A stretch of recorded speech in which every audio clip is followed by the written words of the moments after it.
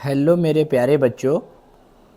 तो आज की इस वीडियो में प्यारे बच्चों मैं वही चीज़ पढ़ाने वाला हूं आप लोगों को जो बोर्ड एग्जाम में 100% पूछा जाता है प्यारे बच्चों।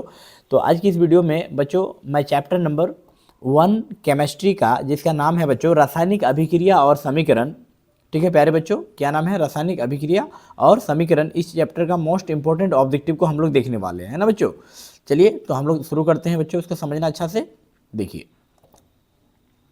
तो बच्चों हम लोग रासायनिक समीकरण और अभिक्रिया का मोस्ट इंपॉर्टेंट ऑब्जेक्टिव को समझेंगे, है ना। चलिए ध्यान दीजिएगा प्यारे बच्चों। तो अभी हम लोग 31 नंबर ऑब्जेक्टिव को देखेंगे बच्चों। अगर इससे पहले वाला ऑब्जेक्टिव अगर आप नहीं देखे हैं तो यूट्यूब चैनल हमारा लिखिएगा बच्चों, पढ़ने वाला ऑनलाइन क्लासेस, यूट्यूब में सर्च कीजिएगा, है ना, पढ़ने वाला ऑनलाइन क्लासेस। वहाँ से आपको सारा वीडियो आपको देखने को मिल जाएगा। ओके बच्चों, वहाँ पर प्ले लिस्ट बना हुआ है, ठीक है, आप जाके देख सकते हैं। बायोलॉजी का अलग बना हुआ है, फिजिक्स का अलग, केमिस्ट्री का अलग। तो चलिए बच्चों यहाँ पर देखेंगे हम लोग, है ना। क्या है? अध्याय 1 रासायनिक अभिक्रिया समीकरण। 31 नंबर में बोला है कि शोषण किस प्रकार की रासायनिक अभिक्रिया है। बताओ बच्चों, शोषण जो है, शोषण किस प्रकार की रासायनिक अभिक्रिया है। ये वर्ष 2011 में पूछा था भैया, 2022 में, देख रहे हैं, है ना, 11 और 22, कोई दिक्कत है ना, 11 और 22 में पूछा था। कितना इंपॉर्टेंट ऑब्जेक्टिव है देखिए। शोषण किस प्रकार का अभिक्रिया है, बताओ बच्चों, किस प्रकार का रासायनिक अभिक्रिया। उपचयन तो होगा नहीं, क्यों? अब बोलोगे सर क्यों नहीं होगा? उपचयन का मतलब होता है जहां ऑक्सीजन जुड़ता है, ऑक्सीजन का जुड़ना, ऑक्सीजन का जुड़ना उपचयन कहलाता है ना बच्चों।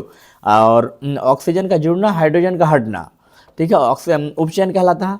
और अपचयन क्या होता है? जहां पर ऑक्सीजन का हटना, ठीक है, ऑक्सीजन का जुड़ना उपचयन, और ऑक्सीजन का हटना क्या कहलाता है? अपचयन। अब संयोजन क्या होता है ये भी देख लो। संयोजन में दो या दो से अधिक पदार्थ मिलकर आपस में नए पदार्थ का निर्माण कर लेते हैं, ठीक है बच्चों।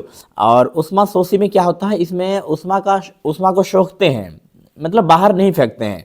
और उष्मा छेपी में क्या होता है? इसमें उष्मा निकलता है। तो हमको क्वेश्चन क्या बोला है बच्चों? शोषण किस प्रकार की रासायनिक अभिक्रिया, 2011 में और 22 में पूछा था।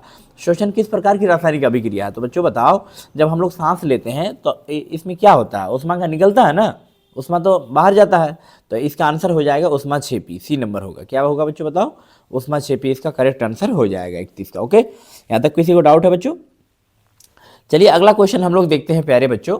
32 नंबर क्वेश्चन में बोला है कि अभिक्रिया जिसमें आयनों का आदान प्रदान होता है क्या कहलाता है। बताओ, वैसा अभिक्रिया जिसमें आयनों का आदान प्रदान होता है क्या कहलाता है। 2023 में एक सवाल पूछा था बच्चों, आयनों का जिसमें आदान प्रदान होता है उसे क्या कहते हैं। बताओ, विस्थापन अभिक्रिया कहते हैं कि द्विविस्थापन अभिक्रिया कहते हैं कि संयोजन अभिक्रिया कहते हैं कि अवक्षेपण अभिक्रिया कहते हैं। क्या कहते हैं बच्चों बताओ, है ना। अभिक्रिया जिसमें जिसमें आयनों का आदान प्रदान होता है उसको हम लोग क्या कहते हैं बच्चों? जल्दी बताओ आप लोग कमेंट बॉक्स में बताओ बच्चों, क्या होगा, है ना। जब भी आयनों का आदान प्रदान पूछेगा बच्चों, यहाँ पर द्विविस्थापन होता है। क्या होता है? द्विविस्थापन इसका आंसर, ठीक है। ये परिभाषा है कि जब जिसमें आयनों का आदान प्रदान होता है वो द्विविस्थापन अभिक्रिया कहलाता है ना। ये परिभाषा ही याद कर लीजिएगा। बाकी विस्थापन अभिक्रिया में आप लोगों को तो पता ही है ना। विस्थापन अभिक्रिया का परिभाषा होता है प्यारे बच्चों, जब अधिक क्रियाशील तत्व उससे कम क्रियाशील तत्वों को अपने स्थान से विस्थापित कर देता है, उसे हम लोग विस्थापन अभिक्रिया कहते हैं। द्विविस्थापन क्या है बच्चों, है ना, जिसमें आयनों का आदान प्रदान होता है, द्विविस्थापन अभिक्रिया कहलाता है। ओके बच्चों, अब आते हैं संयोजन। संयोजन क्या है? जिसमें दो या दो से अधिक पदार्थ मिलकर एक नए पदार्थ का निर्माण करते हैं, है ना, उसे हम लोग संयोजन अभिक्रिया कहते हैं। अवक्षेप अभिक्रिया क्या है बच्चों बताओ?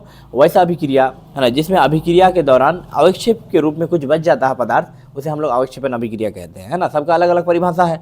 तो यहाँ पर हम लोग 32 नंबर में क्वेश्चन बोला है कि अभिक्रिया जिसमें आयनों का आदान प्रदान होता है तो द्विविस्थापन होगा। ओके, यहाँ तक तो डाउट क्लियर हो ही गया होगा आप लोग का। चलिए 33 नंबर क्वेश्चन देखते हैं बच्चों। एथिल एल्कोहल का व्यापारिक उत्पादन किस सामाजिक क्रिया द्वारा किया जाता है। बताओ बच्चों, 2024 में यह सवाल पूछा था कि एथिल एल्कोहल का व्यापारिक उत्पादन किस रासायनिक क्रिया द्वारा किया जाता है।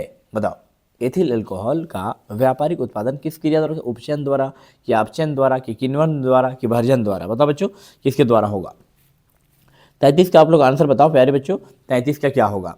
किण्वन द्वारा होगा। सी सी सी सी, है ना बच्चों, किण्वन। याद रखना, आंसर को समझना है यार। एग्जाम में आपको डायरेक्ट देखने को मिलेगा। 24 में पूछा है तो 26 में भी लड़ सकता है। चलो 34 नंबर क्वेश्चन बोला है बच्चों, बताओ निम्नलिखित अभिक्रियाओं में से कौन अपघटन की अभिक्रिया का उत्पादन है, बताओ। 2025 में ये सवाल पूछा था, एकदम बहुत ही गर्दा सवाल है, एकदम भयानक क्वेश्चन है। बताओ बच्चों कि निम्नलिखित अभिक्रियाओं में से कौन अपघटन की अभिक्रिया का एक उदाहरण है, बताओ। कौन अपघटन की अभिक्रिया का एक उदाहरण है, बताओ बच्चों। H2 + I2 gives 2HI NH4CNO, क्या होगा बताओ, गिव्स N2NCNH2 है ना, NCO NH2। सी नंबर में है NaOH + HCl gives NaCl + H2O।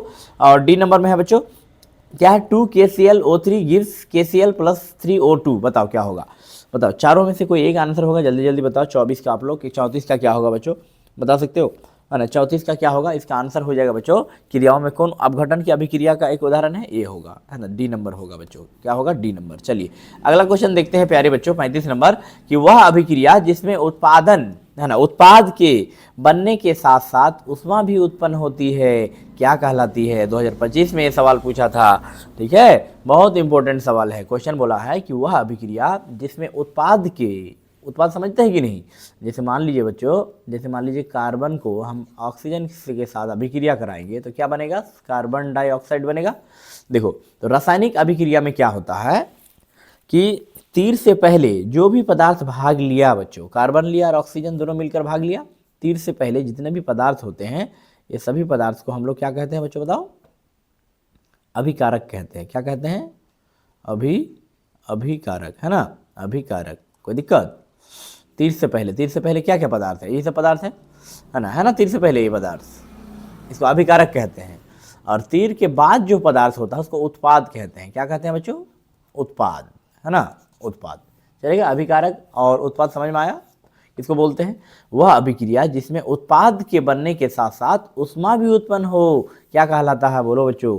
35 का क्या होगा, 35 का क्या होगा, ऊष्माक्षेपी अभिक्रिया। क्या कहलाता है, बोलो, ऊष्माक्षेपी अभिक्रिया। ओके बच्चों, है ना, ऊष्माक्षेपी समझ में आया। ऊष्माशोषी क्या होता है, ऊष्माशोषी का डेफिनेशन आप लोग सीख लो। वैसा अभिक्रिया, है ना, जिसमें उत्पाद के बनने के साथ साथ ऊष्मा का उत्पन्न ना हो, मतलब ऊष्मा का शोषण हो, ऊष्माशोषी कहलाता है।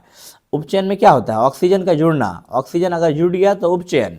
प्रकाश संश्लेषण क्या होता है, पौधे जिस प्रक्रिया द्वारा अपना भोजन ग्रहण करता है उसे प्रकाश संश्लेषण कहते हैं। ठीक है बच्चों, तो बच्चों, है ना, आशा करते हैं कि यहाँ से आपको, है ना, कुछ सीखने को मिला होगा इस छोटी सी वीडियो के माध्यम से प्यारे बच्चों। तो अगर आप चैनल में पहली बार हैं प्यारे बच्चों, तो चैनल को सब्सक्राइब जरूर कर लीजिएगा, अपने बेल आइकन जरूर प्रेस कर लीजिएगा, ताकि कोई भी वीडियो डालेंगे तो सबसे पहले आप तक पहुँचे नोटिफिकेशन। ओके बच्चों, तो चलिए आज का वीडियो को मैं यहीं तक ख़त्म करता हूँ, एंड करता हूँ प्यारे बच्चों। तब तक आप लोग पढ़ाई पर फोकस कीजिए, ठीक है बच्चों, है ना, अपना सेहत का ख्याल रखिए, ठीक है बच्चों। फिर हम लोग अगले वीडियो में मिलेंगे बच्चों। ओके।